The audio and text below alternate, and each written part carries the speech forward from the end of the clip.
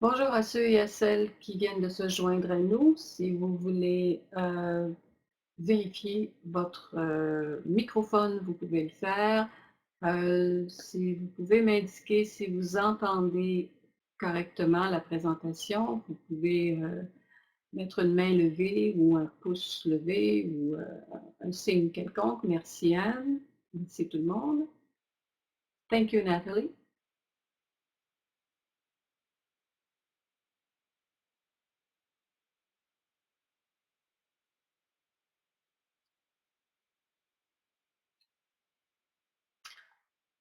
Il y a beaucoup de personnes qui restent à arriver.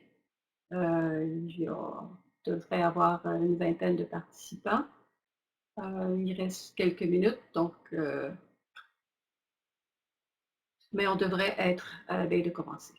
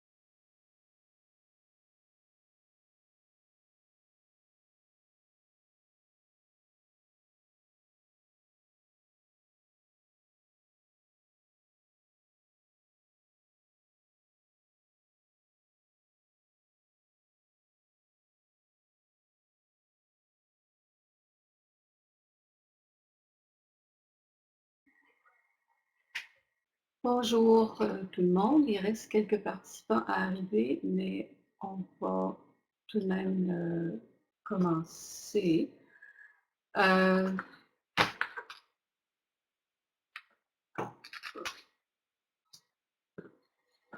dans quelques secondes.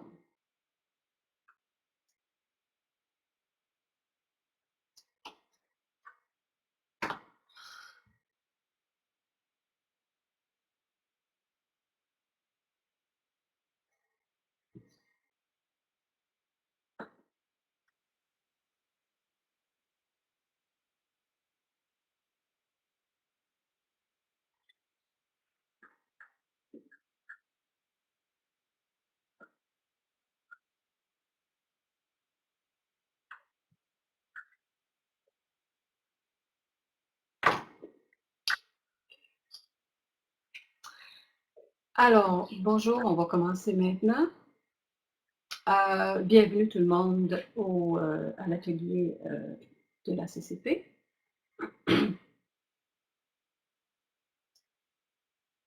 Donc, j'aimerais d'abord rappeler, est-ce que tout le monde m'entend bien? Est-ce qu'on peut me confirmer une dernière fois que mon son fonctionne?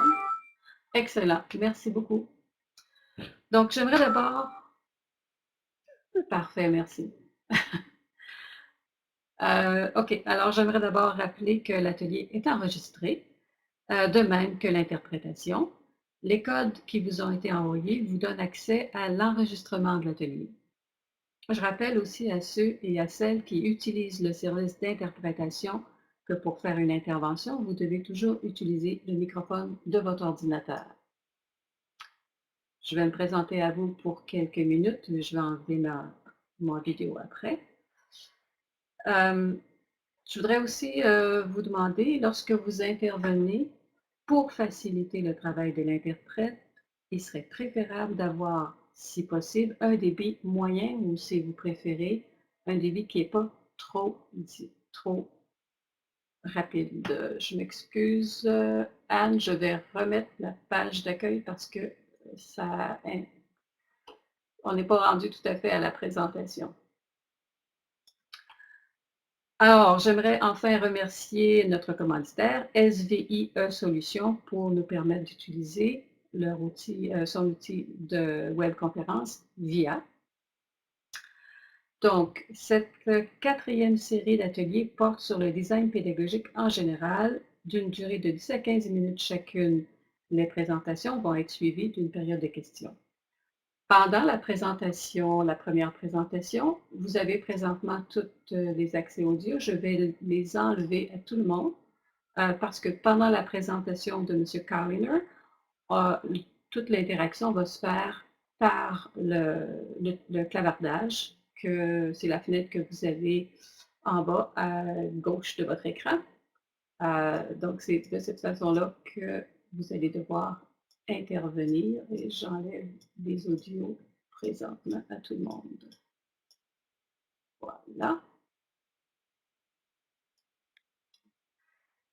Donc, d'abord, on va voir la présentation de M. Carliner qui va aborder le thème « Combien d'efforts doit-on réellement investir dans un projet ?» Et après une période de questions qui dure à peu près une trentaine de minutes, Mme Patry va présenter ensuite le deuxième thème, un processus, oui, mais n'oubliez pas qu'il faut composer avec des êtres humains. Monsieur Saul Carliner est professeur agrégé, chercheur conseiller en matière d'apprentissage en ligne et directeur du département d'éducation de l'Université Concordia à Montréal.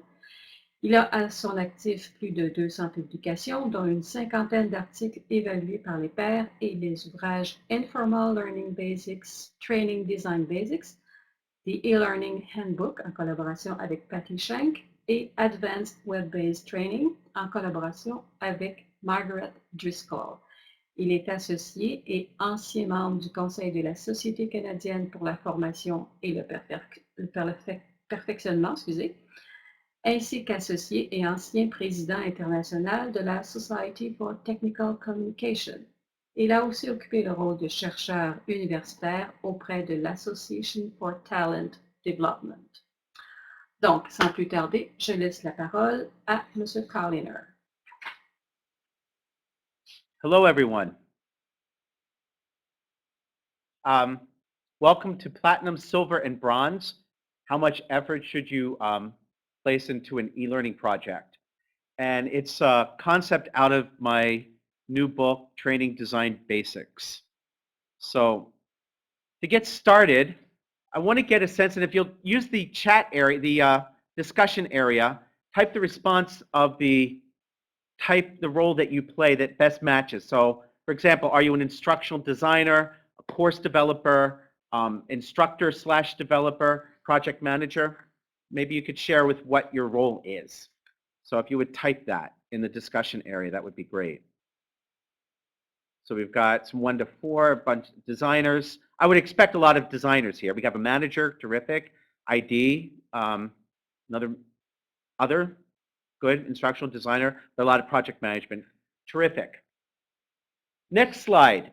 Of the following different tasks in instructional design, on which one do you spend the most time? Analysis, design, development, delivery, or evaluation?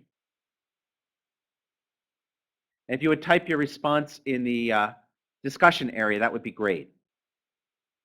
Again, of the following ID tasks, development, 2 and 3, and 3 and 4, delivery, development. And that's actually typical of what most of the research of instructional designers says. Let me ask you a related question. What is the second most common thing that you spend your time on?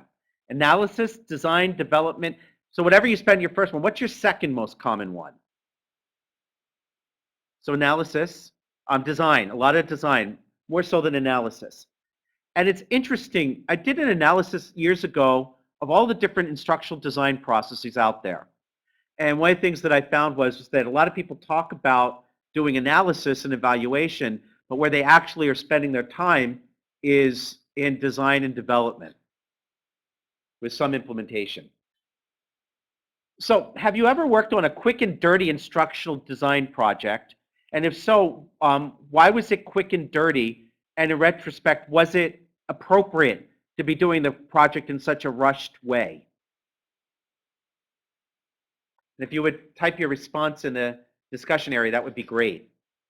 And if you're wondering, why am I relying on the discussion area? We did a test earlier today, and unfortunately, we crashed. So I don't trust anything that requires a lot of bandwidth, and typing doesn't. What do you mean by quick and dirty?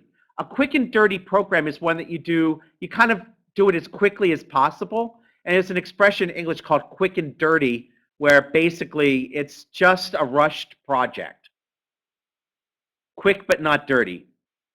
I like that expression, quick but not dirty. It doesn't mean you did a lousy job. What it does mean is that it was quick, and if you had had more time, you might have chosen to do things a little differently. Yes, because program was needed fast. Usually it's that, probably not appropriate, but given the time. And then what happens is that if you're not given a lot of time, people can put together a course anyway in the time that they've got. Projects always given, client needs not, we not for our best work. Absolutely. It was kind of appropriate because we retained the essence of the same pedagogical approach done in F2. So that's good to know. So the next question I have for you, I hope, supposed to be, yes. What do you hope to learn in this webcast? So if you wouldn't mind sharing in the discussion what you're hoping to get from this webcast.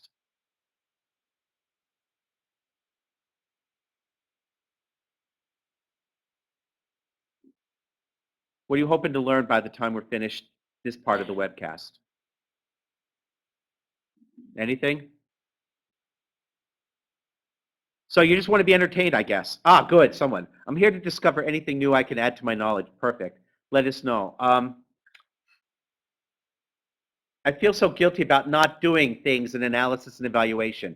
And I appreciate that comment, Bonnie, because it's a really common problem that people have. They feel guilty. And in fact, what happens is we try to make the analysis and evaluation process more complex when we describe it, when the reality is that we do very little of it.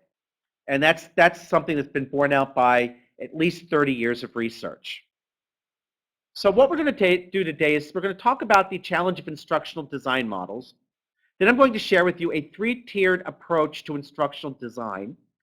Then I'm going to talk about some of the implications of this model, and then we're going to do a wrap-up. So I'm going to look, I'm a student in ed tech. I just want to read the comment. I want to learn how to spend my time wisely, so I'll design good, effective e-learning and training. Excellent.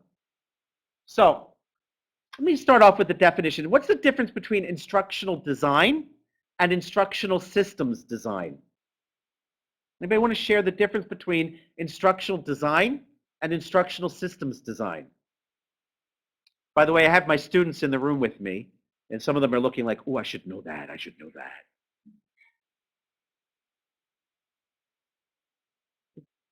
Anybody want to take a guess what's the difference between instructional design and instructional systems design?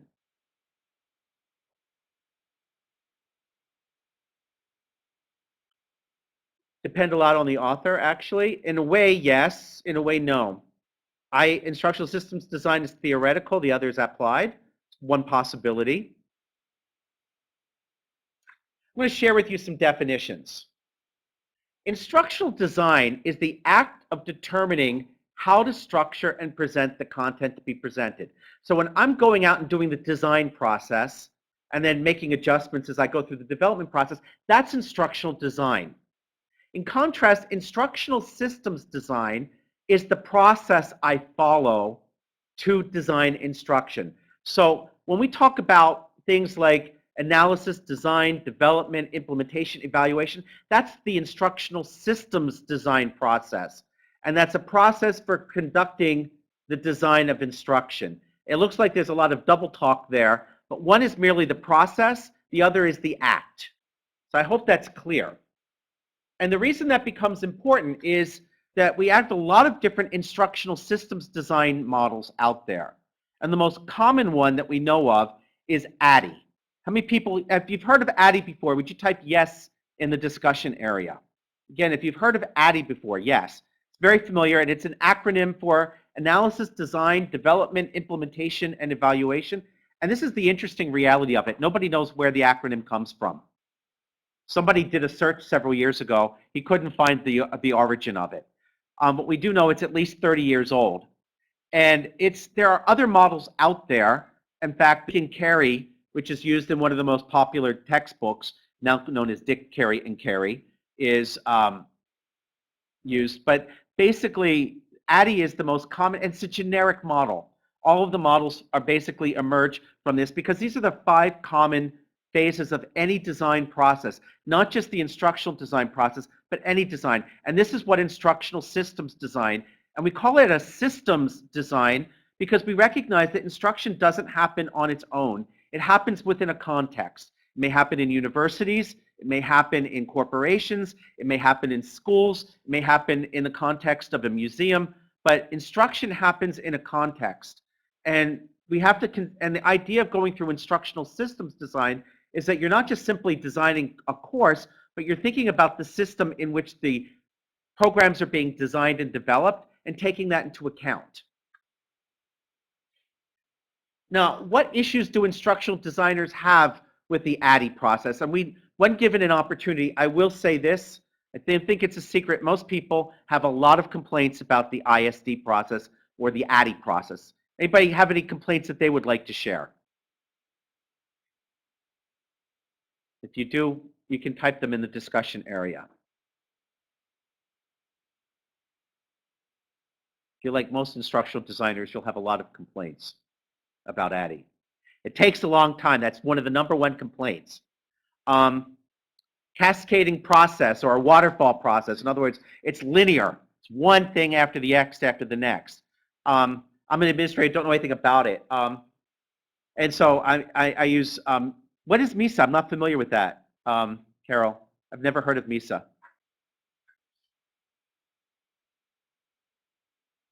But some of these complaints that you brought up, it's too, takes too long. It's too inflexible. It's too linear is probably the #1 complaint. And so what happens is that people just feel like it's a very rigid process. That's not how it's intended to be. It's just how we ended up with what we've got. And so there are a lot of different things that we have come up with to address the problems with the instructional design process. The first, you may have heard of SAM. How many people have heard of what the model name is SAM out there? If you have, just type yes at the, in the discussion area. Okay, some of you have. SAM stands for the Successive Approximation Model. And what the Successive Approximation Model is that it's a variation on ADDIE designed and developed by Michael Allen, who you may be aware of as the president of Allen Interactions, which does amazing work in e-learning. He also is the creator of AuthorWare, which was one of the first WYSIWYG authoring tools. He's also one of the co-creators of Plato, which was like the original e-learning system for mainframes. So Michael really is probably one of the originals in the field. And basically what SAM is the agile programming method that's been adapted for e-learning. So you design a little bit, you develop a little bit, you evaluate it, and then based on that, you design a little more, you develop a little more, you evaluate a little more, and you keep going around and round until you have a finished product. Some people have attempted to automate e-learning, or instructional design. David Merrill, who was a professor at Brigham Young University, actually came up with a process to automate instructional design. But it was interesting. If you looked at the system, it was so complex that by the time you automated all of it, it actually would have done it by yourself by hand. Then one of my favorites of all time was there was an article that was published in Tech Trend, which is the magazine of the Association for Educational Communications and Technology. It was called, "Oh no, not another instructional design model." And I was all excited because I thought it wasn't going to be another instructional design model and say that we probably don't need one, but indeed it was one. And so one of our responses is basically we come up with a lot of models out there, and the problem is that those models really are designed to deal with our proprietary situation. So in other words, we adjust ADDIE for what we do in our own organizations or what we would like to be doing in our own organizations. But all of these miss some fundamental flaws with some fundamental issues.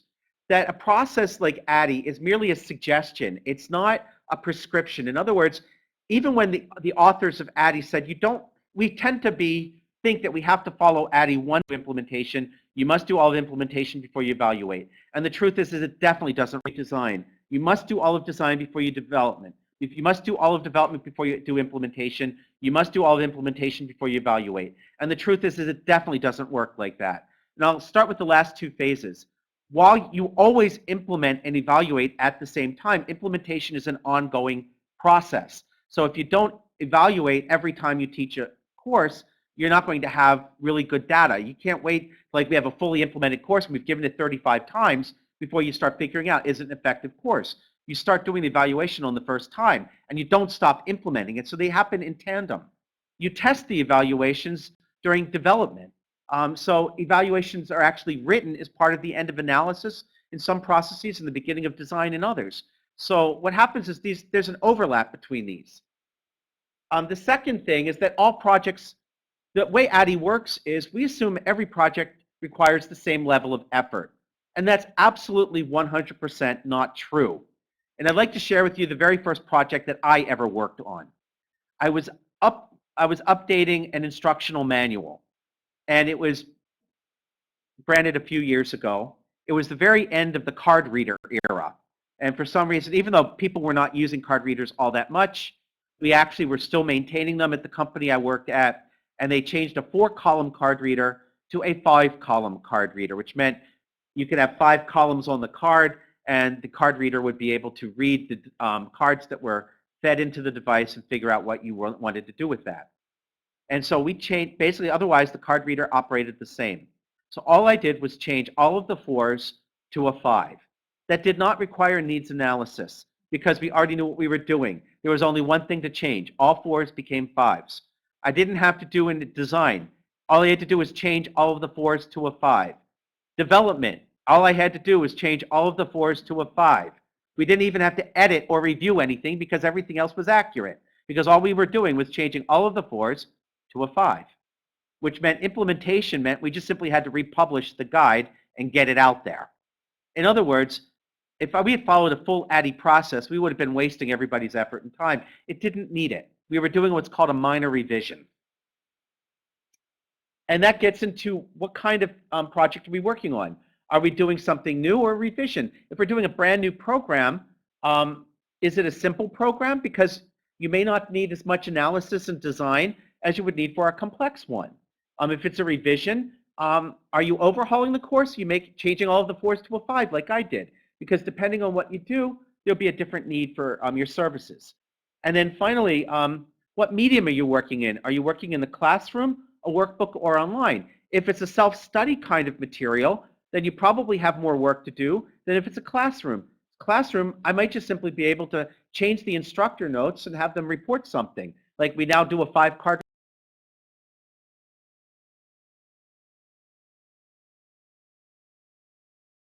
to change one that's been printed or published and republish it all.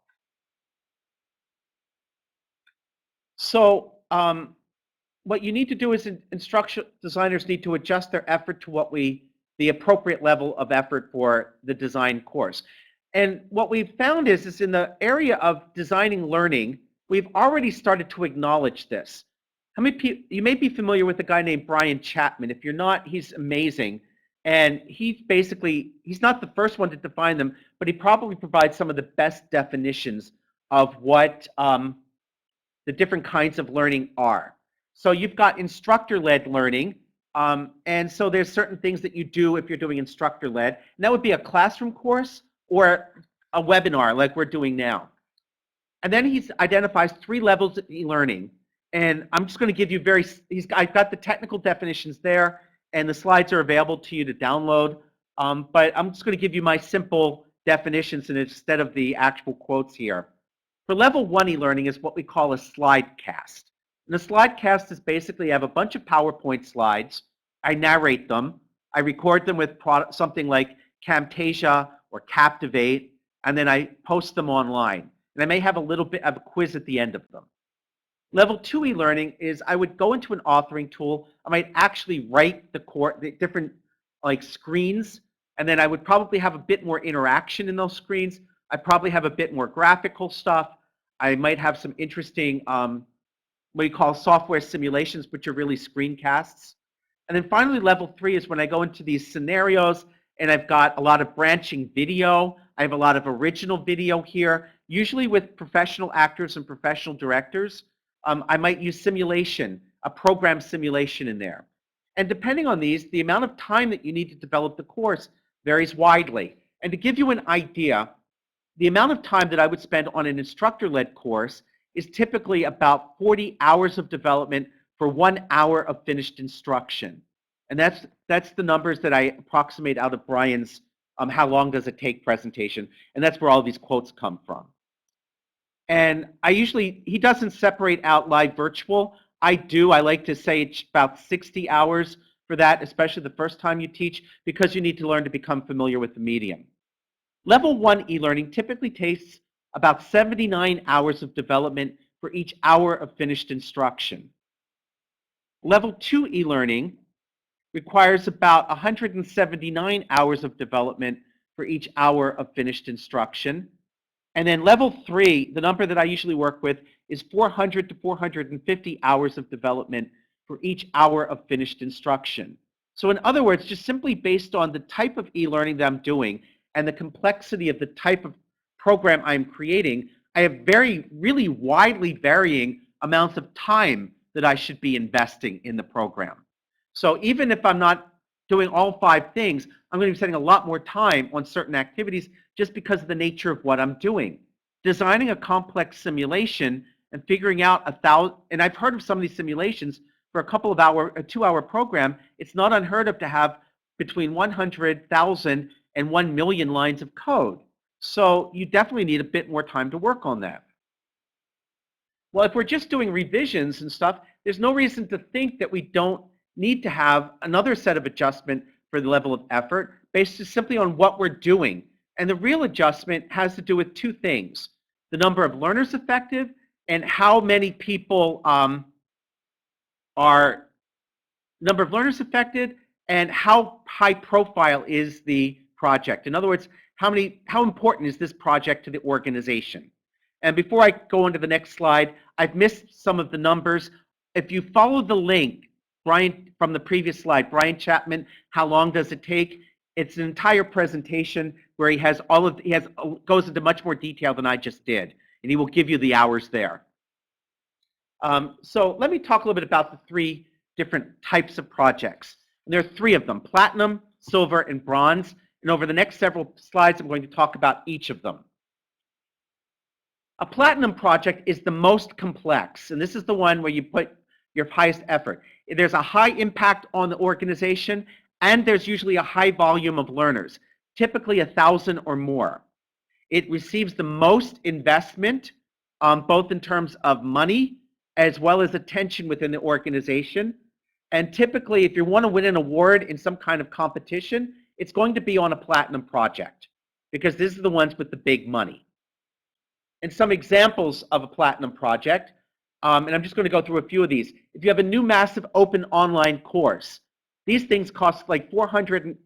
Duke University did a case study. Theirs cost over $400,000 to do a 13-week course. I can guarantee you that nothing against the course I teach right now. It's a 13-week course. It didn't cost us anything close to $430,000.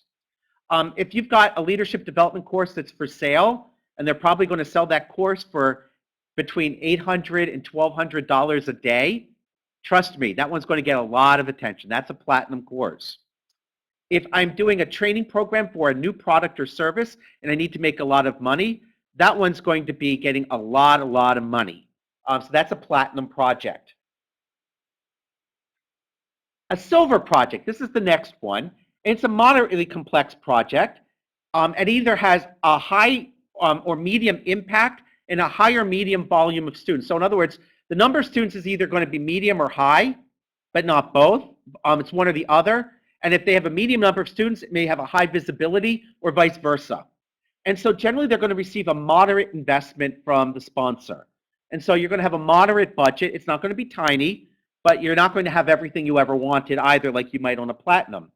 And typically, this might be a new course that's on a medium priority project for the organization, or it could be a formerly platinum course that you're making a medium revision to. So let's say it's an important product line.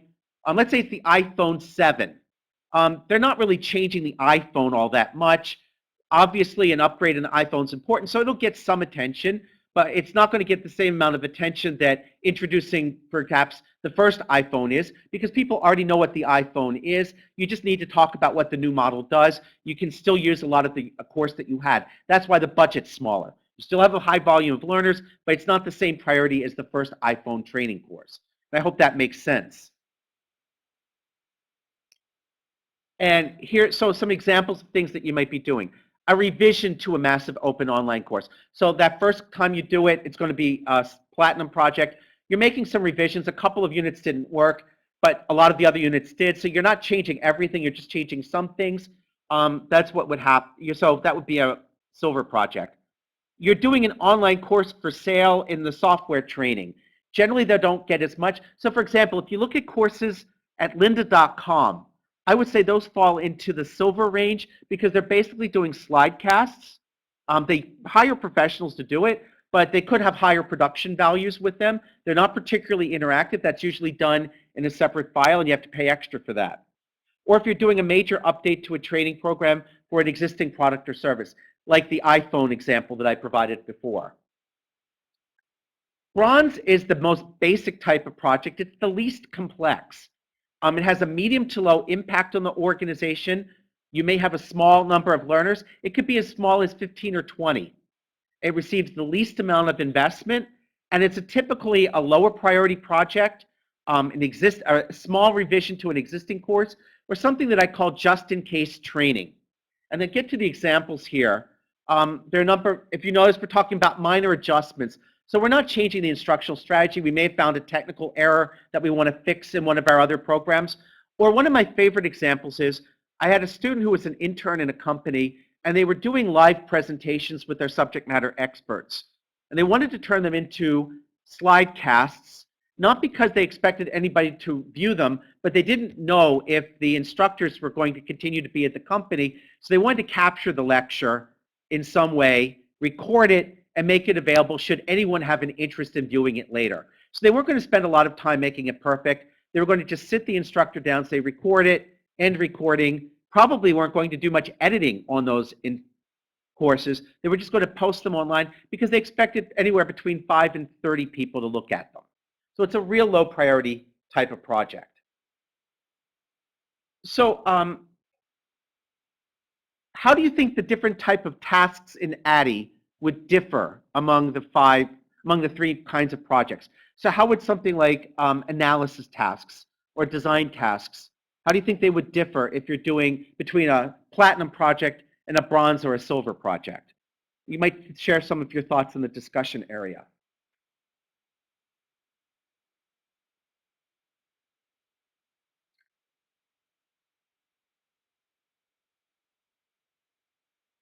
So wait a second to see if anybody has any thoughts about this, then I'll share some of mine.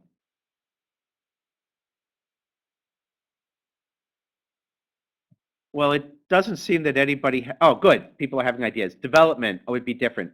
Analysis is well done, I save time for the other. That's really important. You don't need to reanalyze a course whose audience isn't changing, whose primary objectives are not changing. What you're really focused on is simply what has changed. And it's usually some specific objectives or tasks, and it's usually just some specific technical content.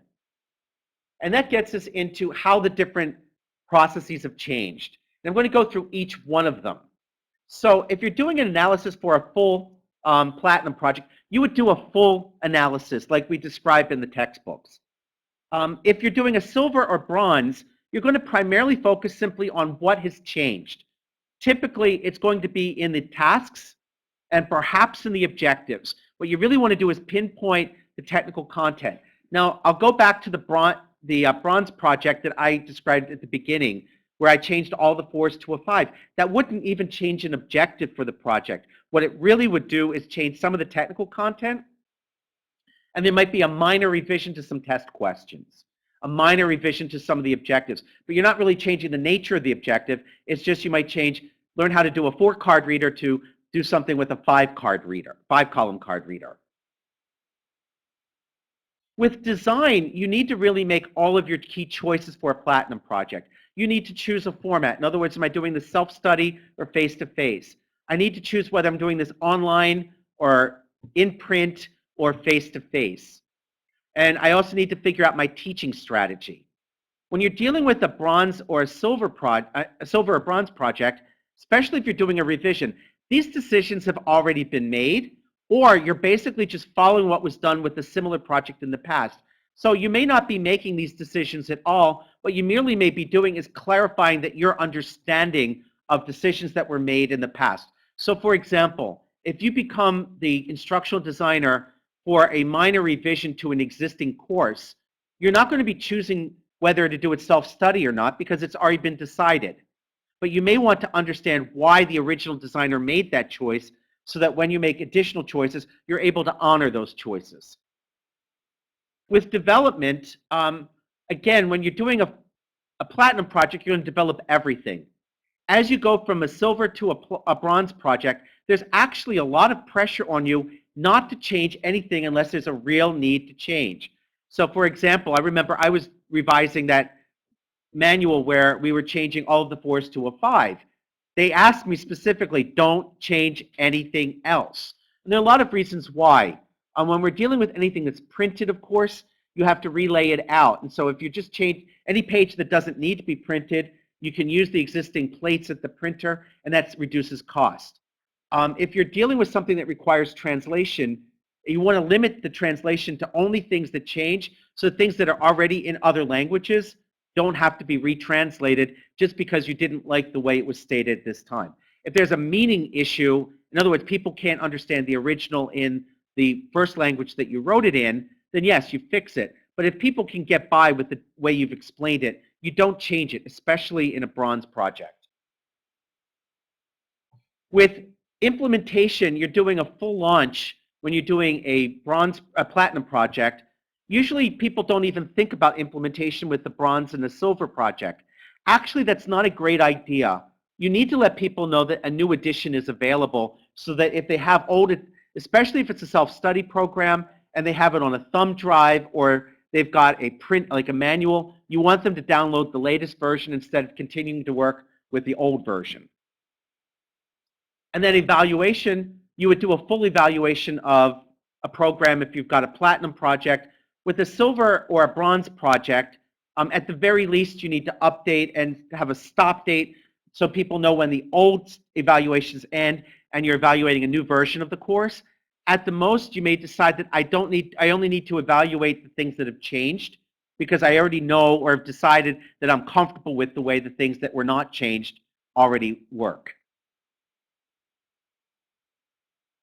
So let's say you're developing a level 3 e-learning program and you're basically just going to be making some adjustments. Which parts of the ADDIE do you follow in full and which ones would you make an adjustment for? Maybe you could type your responses in the discussion area.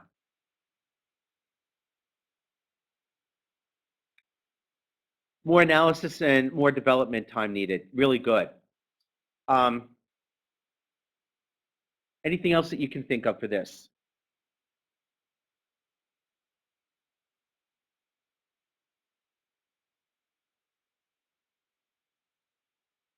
Analysis, yes. Design, good, good. Development. So we're going to move forward. I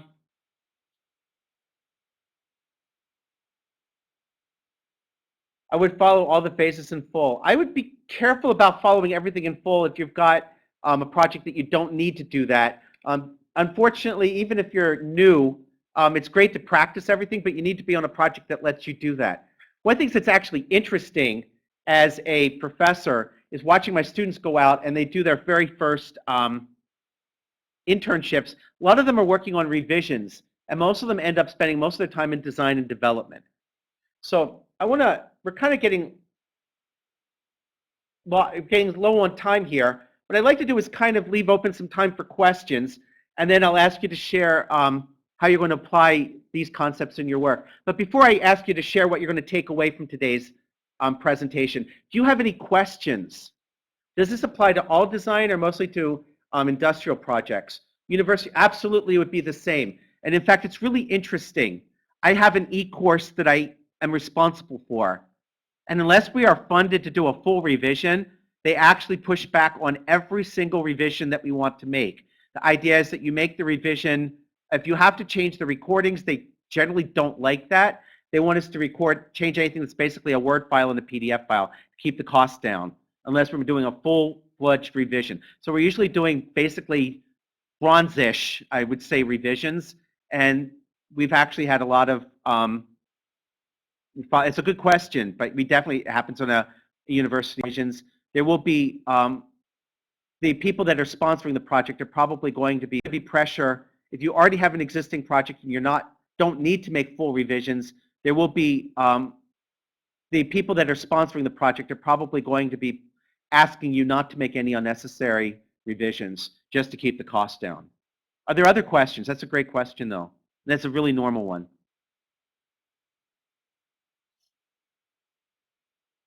Well, then let me ask you, do you have any, how are you going to share, how are you going to take away, what can you take away from this discussion? How can you apply these ideas? Are there any new insights into instructional design that you gained? Or is there a way that you can apply this in your work? Or better, is there both going on in your work?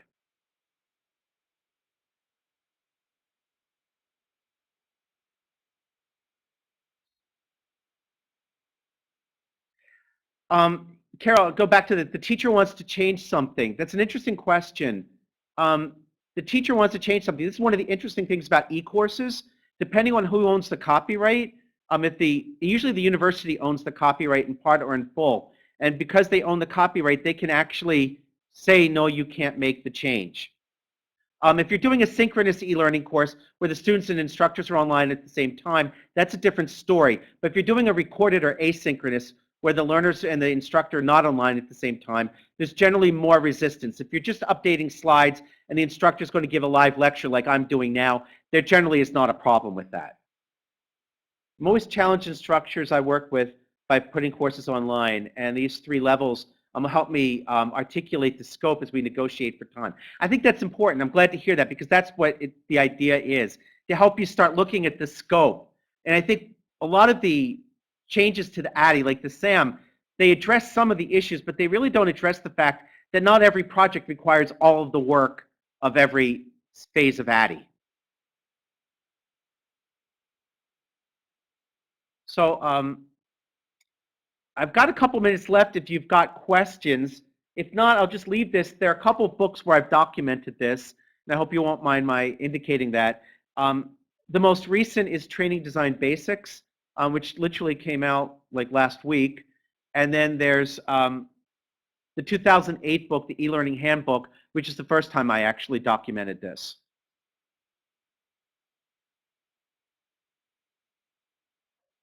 Design for high school, it's an interesting environment. Thank you very much. I appreciate the comments, Julia.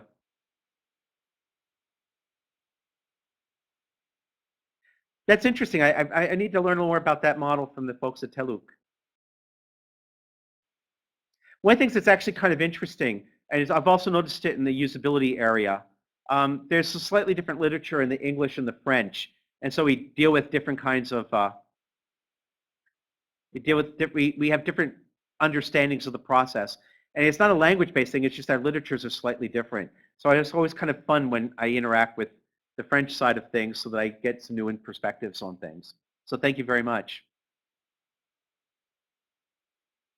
Thank you, Tommy, for your comment, and I'm glad it'll be helpful to you too.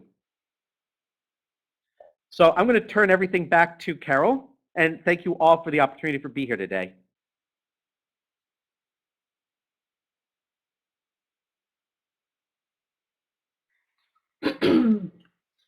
Thank you, Mr. Colliner. That was very interesting, too short, but very interesting. As I say, I will send you some more information about MISA. There are still a few minutes, but anyway, we could, I think it's over for the questions, so we will get to the second part of it with Anne Patry. So, I'm sorry, I just need my paper here. So yeah, the presentation is, the title is Un processus, oui, mais n'oubliez pas qu'il faut composer avec des êtres humains. And I would just like to take a few minutes to remind English people that who needs to have interpretation, they have to go through the phone conference in order to have the translation. So, Madame Patry est conceptrice pédagogique au Centre du cyberapprentissage de l'Université d'Ottawa depuis 2001. Elle a aussi enseigné au niveau collégial pendant plusieurs années avant d'entamer sa carrière en conception pédagogique. Anne détient une maîtrise en technologie éducative de l'Université Laval. Dans le cadre de ses fonctions, elle est responsable de la conception, du développement, de l'évaluation et de la gestion de plusieurs projets intégrant la technologie dans l'enseignement à l'Université d'Ottawa. En mai 2015, Anne a reçu un certificat d'honneur remis par le Réseau d'enseignement francophone à distance du Canada, le REFAD. Quelques-uns des cours dont elle a assuré la conception ont été récipiendaires de prix, dont, en 2015, le cours hybride en génie intitulé Mécanique des matériaux, qui a reçu le prix Méritas du Réseau canadien de l'innovation en enseignement, le RCIE. Elle a également coécrit une des études de cas parues dans le livre intitulé La formation en ligne, les conseillers et ingénieurs pédagogiques, publié en 2014 par les presses de l'Université Laval. Mais cette présentation est trop brève et je vous invite en fait à consulter la bibliographie qui apparaît sur le site de la CCP pour une description plus complète. Je laisse maintenant la parole à Madame Patry. Et voilà. Ah, ok. Bonjour tout le monde. Je ne sais pas si vous voulez voir un peu, diffuser ma vidéo, un peu mon bureau. Alors, je suis présentement à l'Université d'Ottawa. Nous travaillons ici depuis 2001. Donc, je travaille pour le Centre du cyberapprentissage. Et le centre fait partie d'un service d'appui à l'enseignement et à l'apprentissage de toute l'université. Notre centre emploie environ 13-15 personnes. Certains sont à temps plein, d'autres sont des gens qui travaillent à contrat.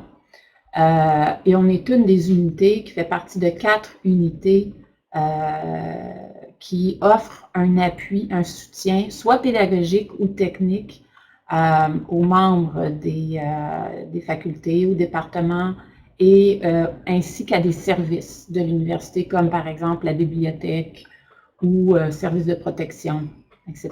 Donc, c'est à peu près, je vous mets un petit peu dans le contexte de ce qu'on fait ici à l'Université d'Ottawa.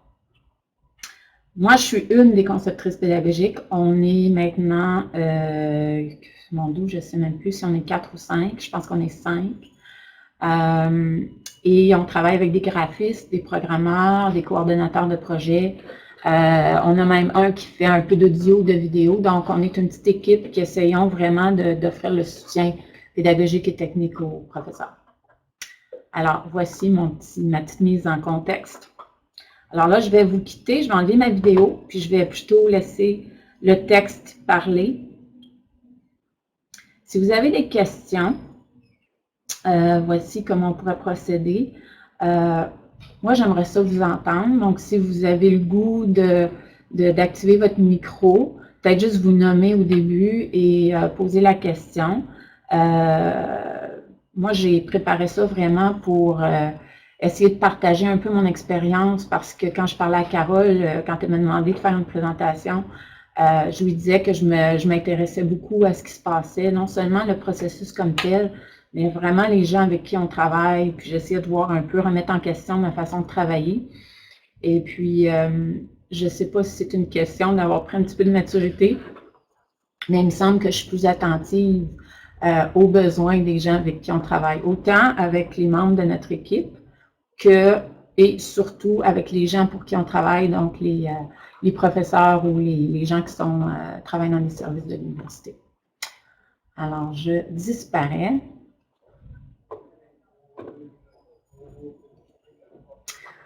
Donc, quand j'ai commencé à penser à ce que j'allais vous dire aujourd'hui, ça m'a pris un certain temps à savoir exactement qu'est-ce que c'était mon message. Donc, je me suis fiée aux objectifs que j'avais déjà donnés et qui sont publiés sur le site.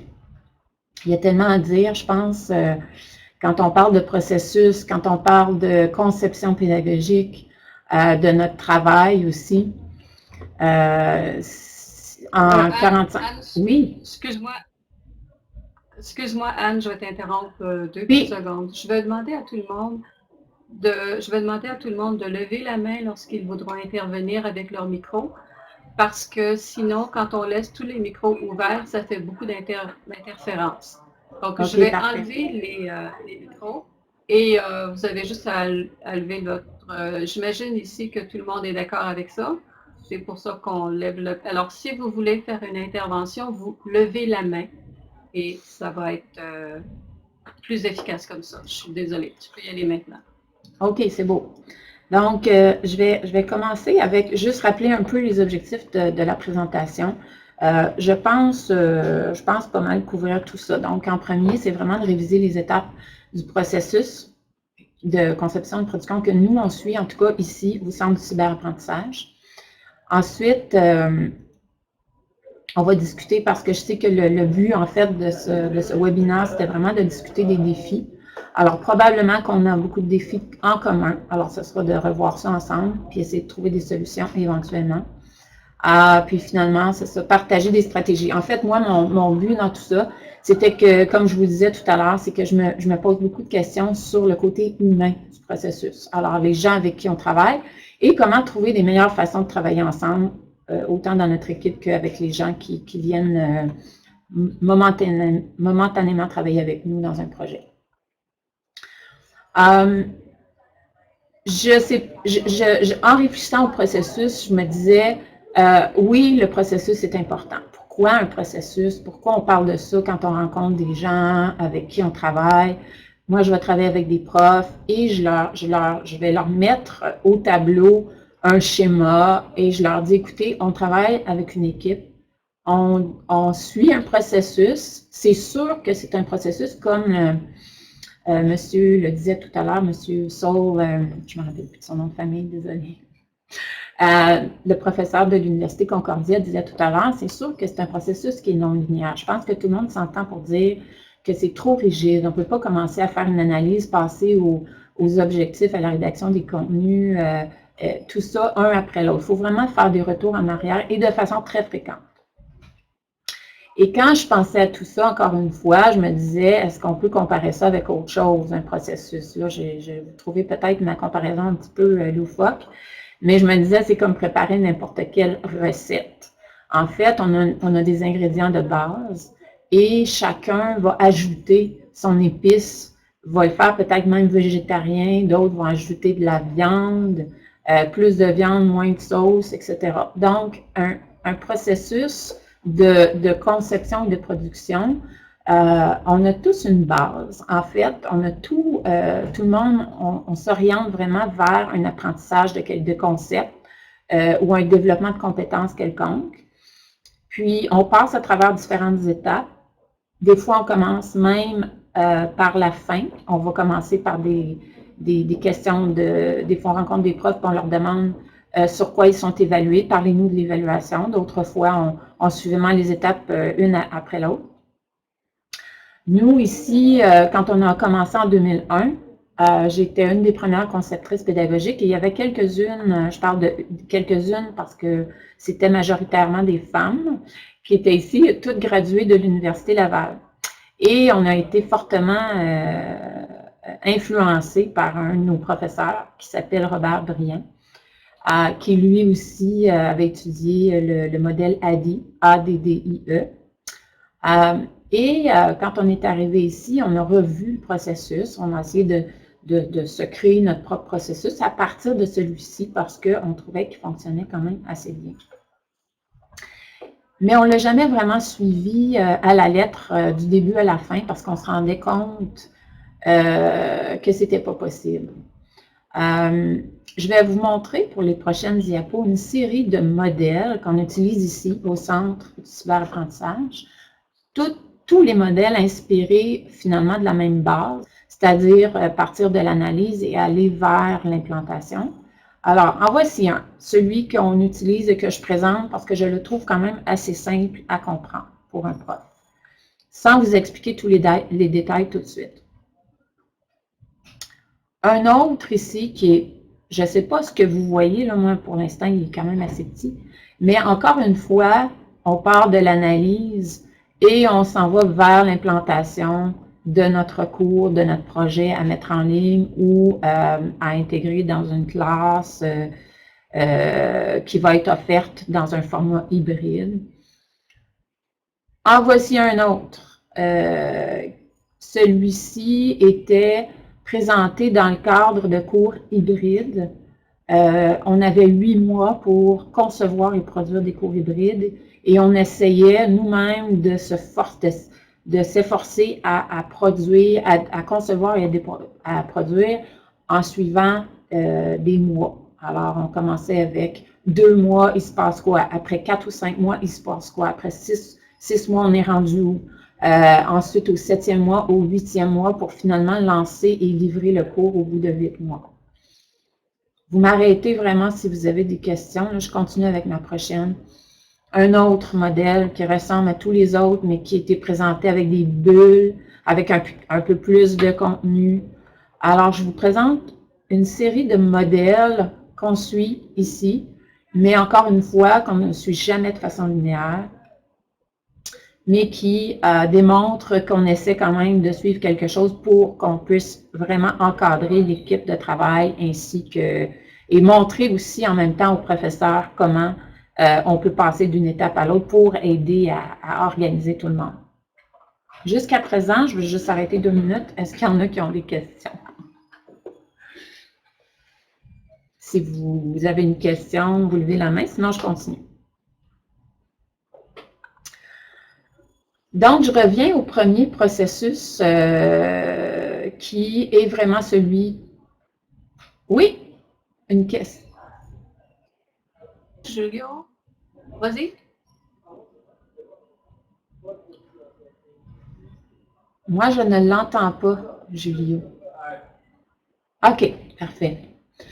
Donc, je reviens. Oui? OK, c'est bon. Donc, je reviens à notre super processus ici qui va vraiment rappeler celui que je vous avais présenté en tout début de Robert Briand, qui était, je vais y retourner tout de suite, là, celui-ci. OK?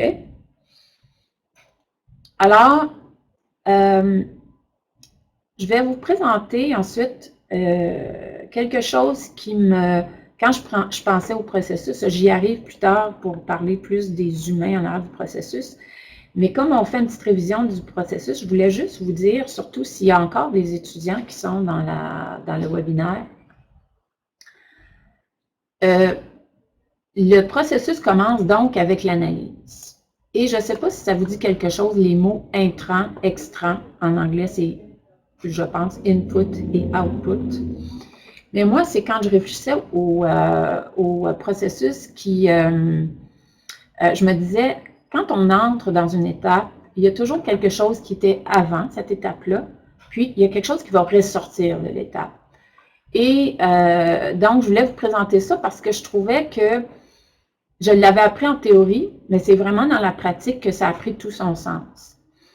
Alors, quand on fait l'étape de l'analyse, on pose des questions, on prend un peu de temps quand même pour poser des questions avec nous. On travaille souvent avec des profs, donc le prof ou les professeurs avec qui on travaille, qui sont les experts de la matière. Et on parle de leurs cours. Et on parle un peu de leurs étudiants. On parle également de leur expérience en enseignement. Comment ils voient l'apprentissage, comment ils voient l'enseignement. Puis à la fin de ces rencontres-là, parce qu'on ne peut pas faire ça seulement dans une réunion, on a des données. On a des données sur le cours, sur les étudiants, sur le professeur, sur le programme, le cours dans le cadre du programme, etc. La technologie aussi, le prof, il est à l'aise comment avec la technologie, les connaissances des étudiants, leurs compétences.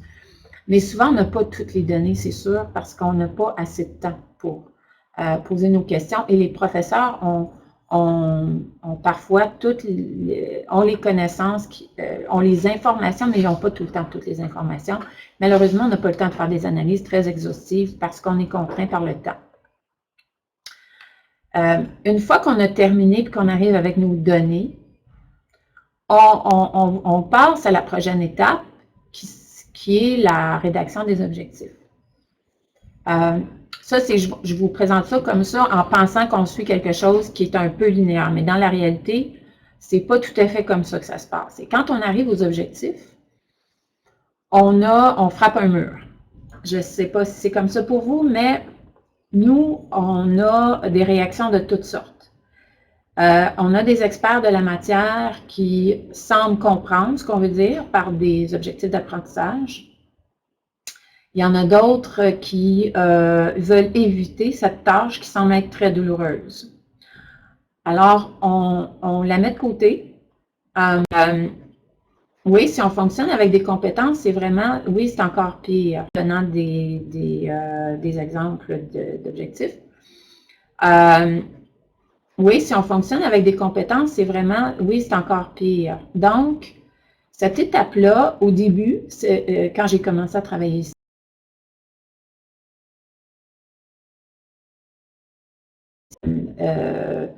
je ne sais pas ce qui est arrivé là. J'étais un petit peu plus stricte par rapport à mes attentes, par rapport aux objectifs, et aujourd'hui, je laisse cette tâche vraiment aller. Je me dis, on va y revenir. Parce que de toute façon, j'essaie de forcer quelque chose à quelqu'un qui ne veut pas faire ça, donc on passe à la prochaine étape. Alors, on n'a pas de liste d'objectifs. Ce qu'on a, ça va être des mots ou des verbes qui sont absolument ni observables, ni mesurables, et c'est correct, on va vivre avec. Ensuite, on passe à la prochaine étape et on propose, d'accord, on va analyser un peu le contenu qu'ils ont, on va discuter de contenu. Encore une fois, on frappe un mur parce qu'ils ne comprennent pas ce qu'on veut dire par contenu. Là, je parle en général. C'est sûr qu'il y a des profs qui comprennent ce qu'on veut dire par contenu. Il y en a d'autres qui ne comprennent pas parce que souvent, les gens, leur expérience, c'est d'enseigner en salle de classe. La grande majorité des professeurs avec qui on travaille ont peu d'expérience avec la technologie. Et s'ils ont de l'expérience, c'est vraiment des cours qui seraient vraiment pas complètement en ligne. Ils ont un site web, mais ce site-là est vraiment pour héberger des forums de discussion ou pour déposer des documents comme le plan de cours ou des documents PDF ou des notes de cours. Quand les profs viennent travailler avec nous, ils entrent dans notre processus et dans un peu notre système et on leur propose qu'un cours en ligne, bien sûr, ils ne peuvent pas arriver avec leur livre. On ne peut pas répéter ce qu'il y a dans un livre qui a été publié. Il faut faire des choix. Et on essaie aussi de faire en sorte que le cours ne soit pas basé uniquement sur des contenus. Donc, on veut encourager l'interactivité, on veut encourager l'apprentissage. Il y a plein d'autres éléments à considérer quand on met un cours en ligne. Alors, je peux juste vous dire que maintenant, on est rendu à la rédaction des contenus. C'est une tâche difficile. Et l'extra de ça, c'est qu'on s'attend, après cette étape-là, d'avoir des contenus qui sont bien écrits, qui sont accessibles, qui sont libres de droits d'auteur. Et en plus, qui n'est pas dans ma diapo, les contenus que les profs soumettent et qui vont éventuellement faire partie du cours en ligne, eux, ils doivent les laisser aller parce que c'est la propriété de l'université, dans notre cas. Alors, il y a beaucoup de résistance. Donc, pourquoi est-ce que c'est difficile de suivre un processus? Là, j'ai pas fait, en fait, là, je reviens en arrière, mais j'ai pas suivi, j'ai pas fait l'intrant-extrant pour toutes les étapes du processus, mais je voulais quand même le faire pour les objectifs et le contenu, pour vous faire voir que, pour nous, en tout cas ici, ce sont les deux étapes qui nous causent le plus de problèmes. Alors, pourquoi? Je vous amène vers une autre piste. Il y a beaucoup de raisons pourquoi un processus est difficile à suivre. Mais pour rejoindre un peu le but de la présentation, c'est qu'on constate qu'un processus, c'est pas juste des étapes. C'est pas juste de suivre une étape après l'autre. C'est qu'on est aussi en communication avec des gens. Et on se rend compte qu'un processus, d'abord et avant tout, c'est quelque chose de social. Donc,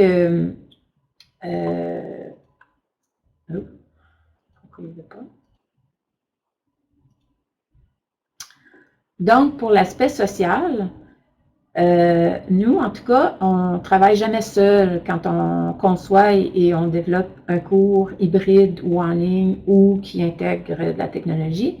On travaille toujours avec des équipes. Une équipe, c'est-à-dire. Et chaque membre de l'équipe a une vie qui est différente, a des compétences qui sont différentes, et chaque projet est différent. On a des limites de temps. Chaque projet a des ressources qui sont différentes. Et des fois, il y a du soutien, d'autres fois, il n'y en a pas. On travaille en équipe parfois avec 2 personnes, avec 3 personnes, 4 personnes ou plus. Quand on travaille avec, en général, 4 personnes, on a toujours un expert de la matière, il y a toujours un concepteur, une conceptrice pédagogique. Et à cette équipe s'insère également ou s'intègre un programmeur ou un designer web et un graphiste, en général. Quand on a 2 personnes dans une équipe, on se rend compte que la dynamique s'installe rapidement, qu'on est capable de faire des choses plus rapidement. Alors, on a une équipe de 4, parfois on est 5, mais moi, j'essaie de toujours être en réunion avec le minimum de personnes pour rendre le travail beaucoup plus efficace. Alors, j'invite à l'occasion le programmeur ou la programmeuse web, le graphiste, au moment où on croit que ces personnes-là sont les plus appréciées dans le processus.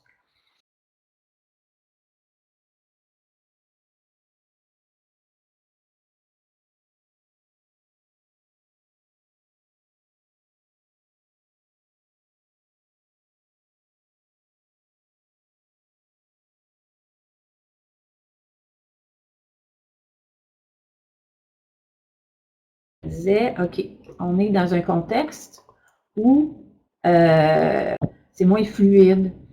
Donc là, j'ai lu un peu sur la dynamique de groupe et je me disais, OK, on est dans un contexte où on compose un petit groupe, bien sûr, on a des règles entre nous pour bien travailler ensemble. Et j'ai trouvé qu'on suivait pas mal la dynamique de groupe qui avait déjà été, ce mot-là a déjà été déjà connu dans la littérature. Moi, je ne suis pas une experte de dynamique de groupe, mais je voulais juste vous mentionner que cet auteur, Kurt Lewin, a déjà fait des études sur le groupe. Et dans son étude, il parle de groupes primaires. Alors, si j'ai bien compris ce qu'il dit, c'est que dans les groupes primaires, on peut avoir des groupes qui se forment naturellement. Mais on a d'autres qui se forment parce qu'ils sont forcés de le faire.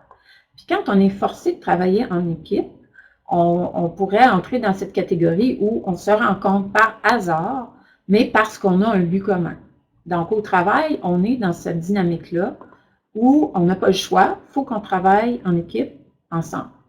Alors, c'est pas chose simple, mais donc parce qu'on n'a jamais travaillé ensemble, parce que chacun, comme on se rend compte que chacun a ses compétences, ses façons de faire, ses attitudes qui sont très différentes les unes des autres, mais ce qui nous tient ensemble, c'est vraiment le but commun. Nous, dans notre cas, on est une équipe qui avons l'habitude de travailler ensemble. Donc, je vais juste retourner à la question de Hélène, le travail d'équipe est souvent difficile car les experts de contenu sont habitués à se percevoir dans un contexte de one-man show. Tout à fait. Et justement, notre équipe de travail, quand je travaille avec un graphiste ou un designer web, souvent, j'ai déjà eu la chance de travailler avec cette personne-là. Alors, je sais déjà comment elle est. Avec les années, j'ai compris comment ça marche, la dynamique de groupe. Je trouve que notre travail est beaucoup un travail aussi où il faut être assez psychologue par moment. Alors, il faut être... OK. Donc, il faudrait terminer dans 5 minutes. Alors, je passe vite par rapport au joueur clé qui est l'expert de la matière. On se rend compte que le prof d'université, il a sa propre conception de l'enseignement et de l'apprentissage. Il a peu d'expérience avec la technologie et souvent, ses tâches sont habituellement beaucoup plus vers la recherche et l'administration que l'enseignement. Donc, ça, c'est un constat et c'était vraiment écrit dans plusieurs compilations de statistiques et de données sur les professeurs d'université. Alors, nous, nos attentes, donc on doit travailler avec les profs, sachant qu'ils ont 60% de leurs tâches en recherche et administration et beaucoup moins en enseignement. Et en plus, on leur demande de travailler avec nous en équipe, de comprendre notre processus, de nous rencontrer régulièrement, de considérer la pédagogie. Non seulement de comprendre notre processus, mais de le suivre. Ensuite, rédiger des objectifs qui sont, quand on leur dit ça, ils sont 10 pieds dans les airs. En plus, on parle d'observables et mesurables. Mais de quoi parlez-vous, nous disent-ils? Ensuite, on leur demande de rédiger des contenus. Ensuite, on dit, mais oui, mais il faut que l'étudiant soit engagé. Il faut ensuite discuter de leurs évaluations. Il faut respecter des délais. Il faut qu'ils soient à l'aise avec les technologies. Vous comprendrez que la liste est assez exhaustive de nos attentes envers les profs avec qui on travaille. Et là, ils nous regardent, puis là, ils nous disent, OK, je ne suis pas sûre que je vais faire un cours en ligne. Donc, je vous fais part de cette réalité-là pour aborder la question des défis, parce que j'ai énuméré beaucoup de choses qui nous amènent vers des défis. On a parlé de défis de rédiger des objectifs d'apprentissage, de rédiger des contenus. Là, il va manquer aussi de travailler en équipe, travailler avec les experts de la matière. Par rapport aux objectifs, là, je file plus rapidement parce qu'il reste, selon Carole, 5 minutes, donc il doit en rester à peu près 3. Par rapport à la rédaction d'objectifs, souvent, je ne sais pas si c'est votre cas, mais nous, on se fait dire, ben oui, mais c'est facile, moi, je veux juste que mes étudiants comprennent. Ou ils vont nous dire également, ben, je veux qu'ils saisissent l'importance, ça c'est important, là, tout ce que je dis, puis tout ce que je fais, puis tout ce qu'on voit dans notre cours. Ensuite, la rédaction de contenu. Souvent, le défi, c'est qu'ils ne comprennent pas ce qu'est un contenu. Ensuite, il faut que le contenu soit libre de droit d'auteur, parce que c'est des cours qu'on va mettre sur un site, sur une plateforme web. Il faut que ces contenus-là, en tout cas en Ontario depuis janvier 2014 ou 2013, je ne me rappelle plus exactement, tous les contenus doivent être accessibles. Donc, ça, c'est une étape qui demande beaucoup plus de manipulation derrière le contenu. Ensuite, il faut structurer le contenu. Et nous, il faut qu'on reçoive le contenu dans un format qui nous permet ensuite de le mettre en ligne. C'est tout un défi. Alors, qu'est-ce qu'on pourrait mentionner comme solution? Je ne sais pas si vous en avez, vous. Avec les années, moi, j'ai décidé que le processus, je le rendais beaucoup moins systémique, beaucoup moins systématique, beaucoup moins mécanique. Et j'en fais maintenant un processus qui est beaucoup plus social. Alors, je me rappelle les bases de la communication. J'essaie de me rappeler que moi, j'ai développé une expertise pendant toutes ces années-là et que les professeurs ou les experts de la matière avec qui on travaille, eux, souvent, c'est la première fois. Si ce n'est pas la première fois, c'est peut-être leur deuxième fois.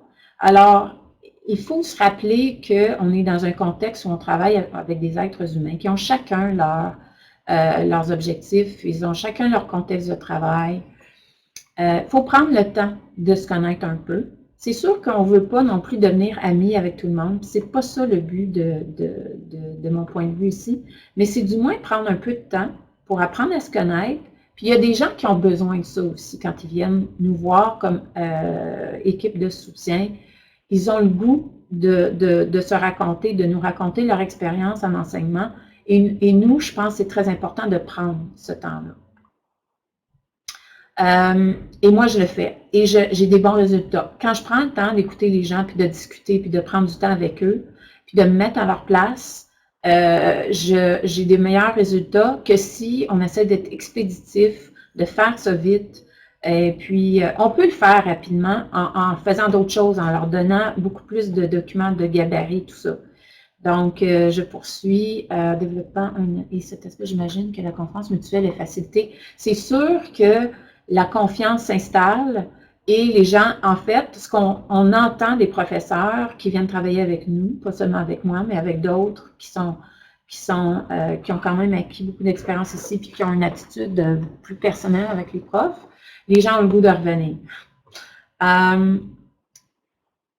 Alors, d'autres aspects pour personnaliser ça, moi, je trouve, c'est qu'on fait beaucoup de suivi. C'est pas obligé d'être en personne, mais moi, je fais des suivis réguliers. Que ce soit en personne, par Skype, par téléphone, par courriel. Je trouve que le courriel, c'est OK parce que c'est rapide, mais il y a beaucoup de gens qui ne lisent pas leur courriel. Alors, c'est pour ça que c'est très important de continuer à faire des suivis sur le téléphone, un petit coucou rapidement, une réunion facile à organiser.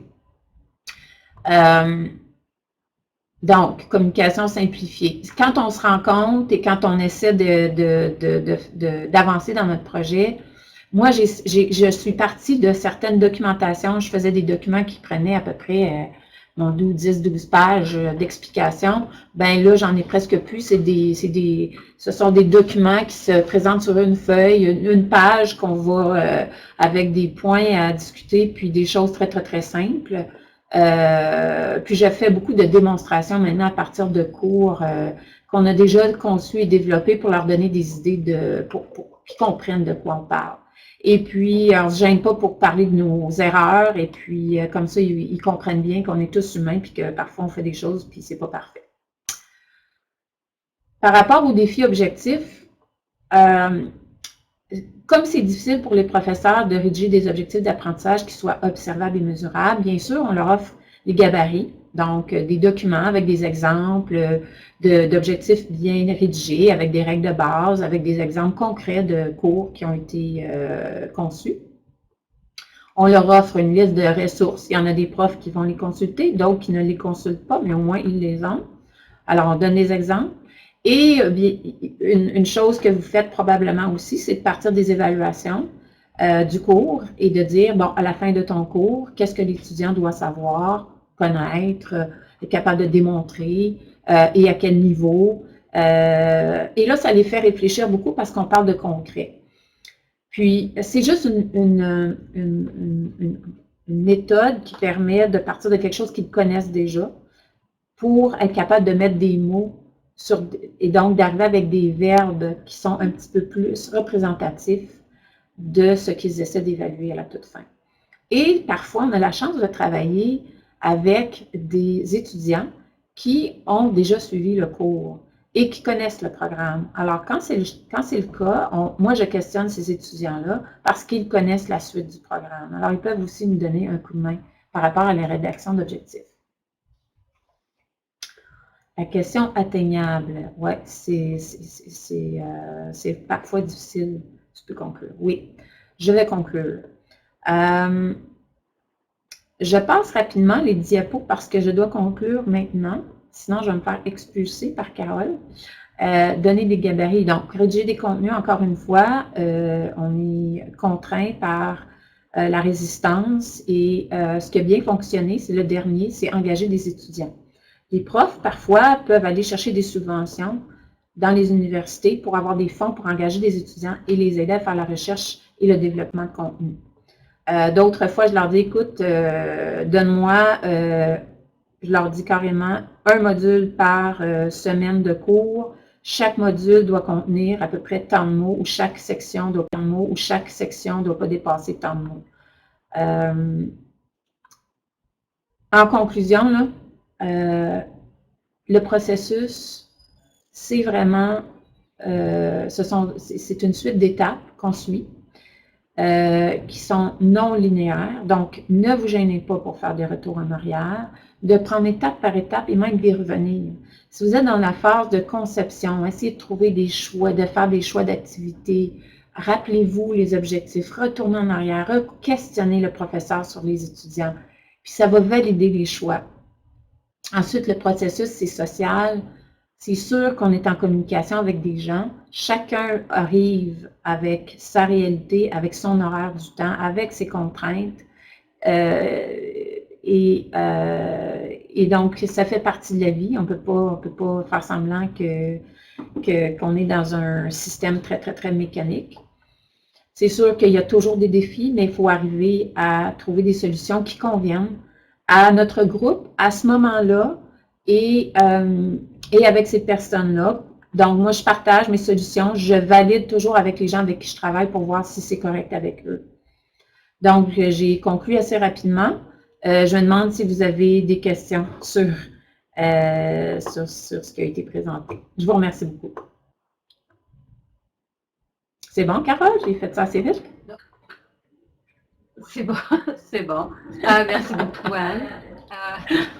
Il y a maintenant quelques minutes qui restent pour les questions, en effet. Vous pouvez utiliser le clavardage ou lever votre main et je vais vous donner la parole.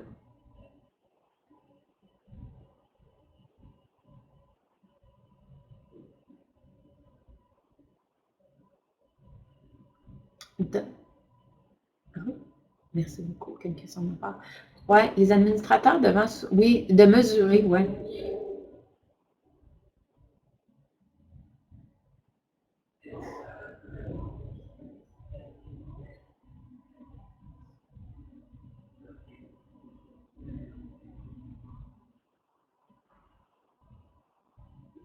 Bonjour. Oui.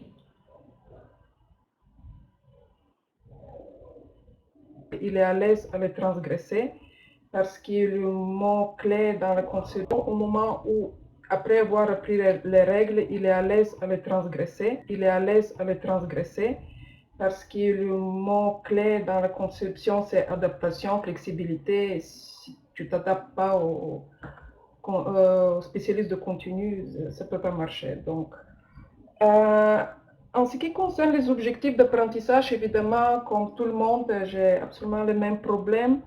Et un des trucs que j'utilise, parfois ça marche, c'est que, étant donné que ce sont surtout des chercheurs, ils ont tous écrit une thèse de doctorat, des articles, je les amène à ça et je leur dis, écoutez, dans un article, vous ne faites que, vous ne pouvez pas raconter des choses, vous avez des objectifs, vous devez démontrer telle chose et telle chose, utilisez la même logique pour les objectifs d'apprentissage où vous voulez vous amener vos étudiants.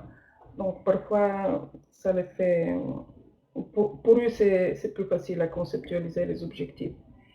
Et la toute dernière remarque, ça concerne, en ce qui concerne le contact avec les spécialistes de contenu, c'est que le rôle de concepteur pédagogique n'est toujours pas très bien défini. Je pense qu'évidemment Carole en sait beaucoup plus que moi. Et donc, il a ce flou entre concepteur pédagogique comme une personne de soutien et collaborateurs. En fait, on nous voit surtout comme des personnes de soutien, ce qui ne doit pas être le cas. Nous sommes des collaborateurs, sinon le processus ne peut pas marcher. C'était tout, merci. Oui, merci. Merci, Doriana. Je te laisse répondre, Anne. Oui, ben en fait, ben pour conclure la rédaction d'objectifs, oui, c'est ça, on a tous nos façons de faire pour arriver à aider les profs à écrire leurs objectifs d'apprentissage. C'est souvent quand on arrive à l'évaluation. Donc là, on va dire, OK, ils sont évalués sur quoi?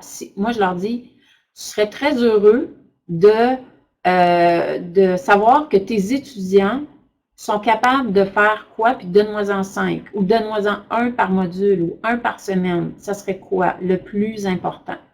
Donc, quand je leur dis ça comme ça, on peut prendre le thème de la semaine 1 et dire, OK, par rapport à ce thème-là, tu vas être capable de mesurer quoi là-dessus? Qu'est-ce qui est le plus important pour un étudiant en, mettons, en génie ou en communication ou en sciences de la santé par rapport à ça? Donc là, en faisant cet exercice-là très, très spécifique et concret, ils commencent à comprendre. Mais ça prend du temps. Quand on a le temps de le faire, c'est fantastique, mais souvent, ce n'est pas le cas. Alors, on vit avec, puis on essaie de reformuler pour eux, puis de mettre des mots dans leur bouche, finalement.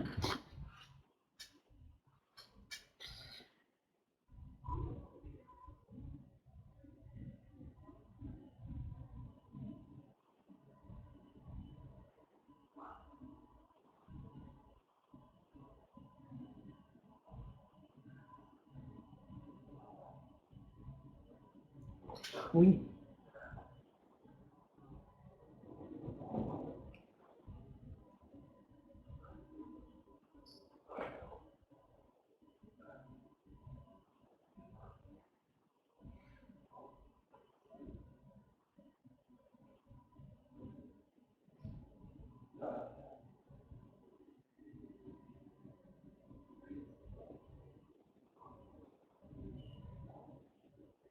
Oui. Alors, ce que je fais souvent, en fait, c'est que je leur... pendant les premières rencontres, alors, les profs arrivent, souvent, ils ne savent pas qui on est vraiment, ils ne savent pas ce qu'on fait. Et donc, ils nous perçoivent parfois, on a eu toutes sortes de perceptions, là. Vous êtes l'équipe technique, on est l'équipe de soutien de la plateforme. Nous, on utilise Blackboard, Learn. D'autres pensent qu'on est des gens qui enregistrent les présentations avec le système Echo. Alors, on a toutes sortes puis il y en a qui nous appellent les techniciens. Au début, ils ne savent pas vraiment qui on est. Fait qu'on part de loin. Alors, le processus, moi, je leur présente de façon très simple. Je leur dis, donc je vais leur présenter souvent le premier, celui qui est vraiment de brillant. Et je leur dis, écoutez, on commence par, il faut qu'on conçoive et on livre le cours. Donc, je leur présente ce modèle-là. Puis ensuite, je fais juste revenir aux différentes étapes dans mon document de réunion. Alors, je vais leur dire, la dernière fois, on était en train de discuter du cours, on a parlé un peu des étudiants. Là, on va être rendu bientôt à l'étape des objectifs. Puis ensuite, on va aller vers le contenu, tout ça. Fait que je leur présente chacune des grandes étapes. Et s'il le faut, on revient en arrière et je vais tout simplement leur remettre à l'écran, parce qu'on a une smartboard ou on a un écran où on